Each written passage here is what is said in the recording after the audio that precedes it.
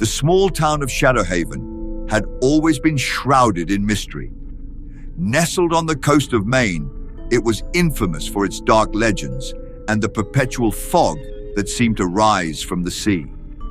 The local inhabitants were reserved and superstitious, avoiding venturing out after sunset and keeping their windows shut tight during the night. Sarah, a 28-year-old journalist, arrived in town on a cloudy autumn afternoon. She was determined to uncover the secrets of Shadowhaven and write a story that would launch her career. Ignoring the suspicious glances from the residents, Sarah checked into the town's only inn, an old wooden building that creaked with every step. On her first night, Sarah was awakened by a strange sound. It was like a distant whisper, almost inaudible, but it seemed to be calling her name. Intrigued, she got up and went to the window. The street was deserted, covered by a thick layer of mist.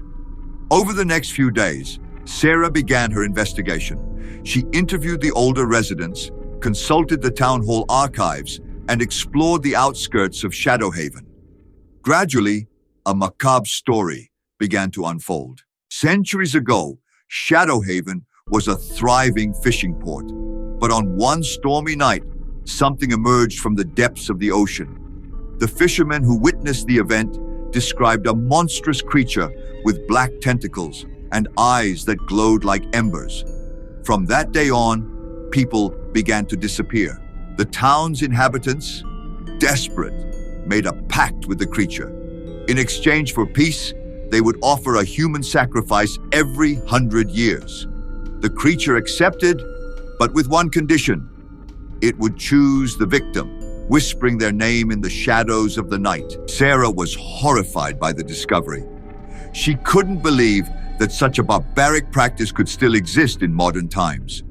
Determined to expose the truth, she continued her investigation, ignoring the warnings from the townspeople to leave Shadowhaven. As time passed, Sarah began to notice subtle changes around her. The shadows seemed to move when she wasn't looking directly at them. The whisper that had awakened her on the first night became more frequent and clearer. She started having terrible nightmares in which she saw herself sinking into dark waters while tentacles wrapped around her limbs. One night, as she was working in her room at the inn, Sarah heard a knock on the door. When she opened it, she found herself face to face with a frail-looking old woman who introduced herself as Mrs. Abernathy. "You need to leave," said the old woman, her voice trembling. "The creature has chosen you. I can feel it." Sarah tried to argue, to say that it was all just superstition, but the words died in her throat when she saw the genuine terror in the old woman's eyes. "The sacrifice is near," Mrs. Abernathy continued. "If you stay, we won't be able to protect you." That night, Sarah couldn't sleep. The whisper in her mind had transformed into an agonizing chorus of voices. When she finally dozed off near dawn, she had the most vivid nightmare of all. She saw herself walking on the beach of Shadowhaven, the dense fog enveloping her feet. Before her, the black sea seemed to pulse with a life of its own. Suddenly, the surface of the water broke, and a gigantic tentacle emerged, followed by others. In the center of them, a colossal eye opened, fixing itself on Sarah. The journalist woke up screaming, her body covered in cold sweat. Without thinking twice, she threw her things into her suitcase and ran out of the inn. The streets were deserted, and a thick fog covered everything. Sarah ran towards the town exit, her heart pounding frantically. When she reached the limits of Shadowhaven, Sarah encountered a silent crowd blocking the road. Men, women, and children, all dressed in black, looked at her with a mixture of pity and resignation. "Please," Sarah begged, "let me pass." But the crowd remained motionless. It was then that Sarah heard the sound, a deep, ancient roar that seemed to come from the depths of the earth. The ground began to shake, and the fog intensified, enveloping her completely. Sarah felt something cold and viscous wrap around her ankle.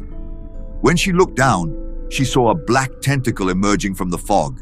She screamed and tried to break free, but the grip was too strong.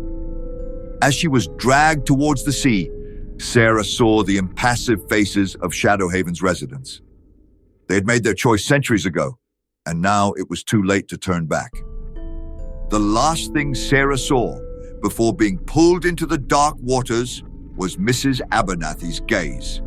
The old woman muttered something that sounded like, "Forgive us," but her voice was swallowed by the creature's roar. The waters closed over Sarah, and silence once again reigned in Shadowhaven. The fog slowly dissipated, and the residents returned to their homes, locking doors and windows. The next day, there was no sign of Sarah's passage through the town. Her suitcase, her notes, everything had disappeared.